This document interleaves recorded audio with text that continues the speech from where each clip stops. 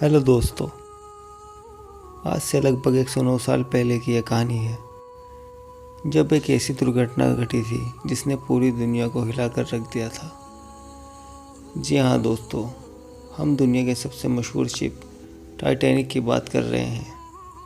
Titanic जो उस समय दुनिया की सबसे बड़ी और महंगी लग्जरी शिप थी, जिसको द अनसिंकेबल शिप के नाम से भी जाना जाता था।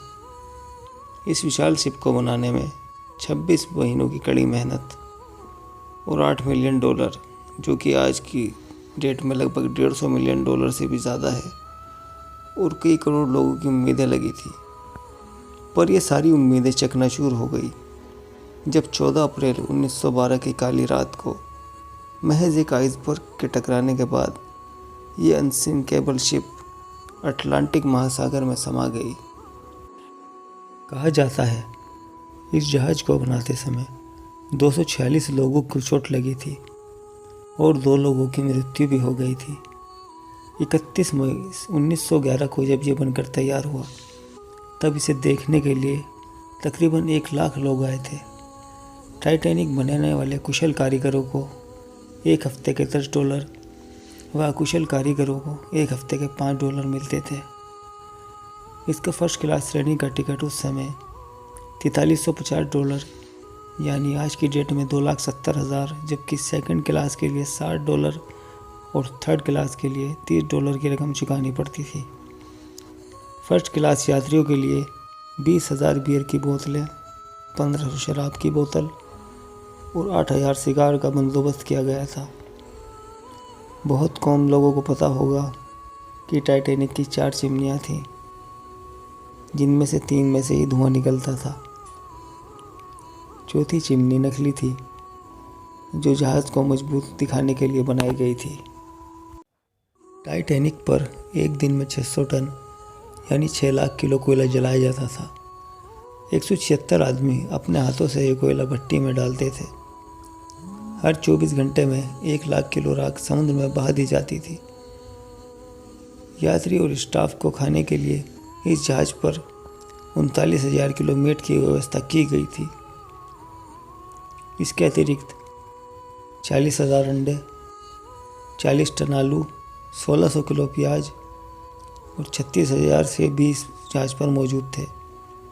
टाइटैनिक जहाज़ पर डूबने वालों में से सबसे ज़्यादा पुरुष थे, क्योंकि इस मुश्किल की घड़ी में कुछ समझदार लोग निकल कर आगे आए और लोगों को किश्तियों में बैठाते समय महिलाएं और बच्चे पहले ये प्रोटोकॉल फॉलो किया गया था। लाइफ बोट, जो कि फर्स्ट क्लास टिकट लेने वालों के सबसे नज़दीक थी, इसलिए फर्स्ट क्लास के 60%, सेकंड क्लास के 42% और थर्ड क्लास के सिर्फ 25% यात्री ही जिंदा बच पाए थे। जब टाइटैनिक डूबने लगा तो लोगों को खुश रखने और माहौल को तनावमुक्त करने में संगीतकारों ने महत्वपूर्ण भूमिका निभाई थी। संगीतकारों की मुखिया फिलिस हर्टली ने वायलिन बजाई थी। ये वायलिन उनकी मंगेतर ने उन्हें गिफ्ट में दिया था।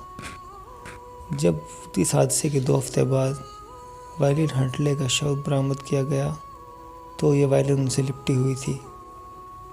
प्रथम श्रेणी के यात्रियों को 352 गानों की एक किताब दी गई थी, जिनके बारे में वहाँ के हर म्यूजिशियन को जानकारी थी और लोगों को फरमाइश पर उन्हें वो गाना बजाना पड़ता था। टाइटैनिक में लगी सीटी की आवाज़ 11 मील दूर तक सुनाई देती थी। हालांकि इस हादसे में ज़्यादातर लोगों की जान नहीं बच पाई थी, लेकिन फिर भी कुछ ऐसे लोग थे जिनकी कुछ वाहियात हरकतों ने उनकी जान बचाई, जैसे कि टाइटैनिक के मुख्य रसोइया, जिन्होंने शराब पीकर शरीर जमा देने वाले पानी में 2 घंटे तक अपनी जान बचाई थी, जिसके बाद उनको बचा लिया गया था। 1502 मृतकों में से केवल 328 को ढूंढा जा सका, जिसमें 119 मृतकों का शरीर बुरी तरह नष्ट हो चुका था। उनको समुद्र में ही गाड़ना पड़ा था। टाइटैनिक के बोर्ड पर हर दिन अटलांटिक डेली बुलेटिन समाचार पत्र प्रकाशित होता था, जिसमें विज्ञापन, व्यावसायिक जगत, घोड़दौड़ और दैनिक दिनचर्या का वर्णन होता था। टाइटैनिक की हिम पर्वत जिसमें टाइटैनिक टकराया था वो तकरीबन 100 फीट ऊंचा था। हिम पर्वत के नज़र आने के 37 सेकंड के अंदर टाइटैनिक उससे जा टकराया। कंट्रोल रूम से टाइटैनिक को हिम पर्वत के बारे में 6 बार चेतावनी दी गई थी। हिम पर्वत जब नज़र आया उससे मात्र 30 सेकंड पहले दिख गया होता तो जहाज़ की दिशा बदली जा सकती थी और तब शायद समुद्री इतिहास की ये भीषण दुर्घटना नहीं हुई होती। टाइटैनिक को तबाह कर देने वाला कुख्यात हिम पर्वत समुद्र दुर्घटना होने से 2900 साल पहले से तैर रहा था। इस ग्लेशियर से टकराने के महज 2 घंटे 40 मिनट के अंदर ही टाइटैनिक पूरा समुद्र में समा चुका था। जब ऑफिसर्स को आइसबर्ग दिखाई दिया तब उनके पास एक्शन लेने के लिए महज 37 सेकंड बचे थे।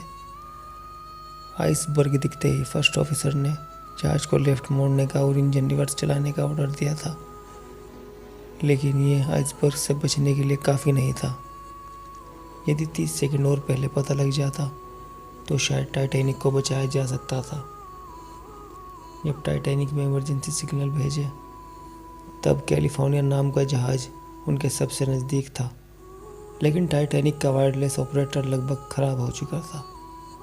ऐसा माना जाता है कि यदि कैलिफोर्निया रिप्लाई आ जाता तो और ज़्यादा जानें बचाई जा सकती थी। आइसबर्ग थोड़ा पहले ही दिखाई दे जाता, लेकिन टाइटैनिक के क्रू मेंबर के पास दूरबीन नहीं थी। ये एक लॉकर में रखी थी जिसकी चाबी गुम हो गई थी।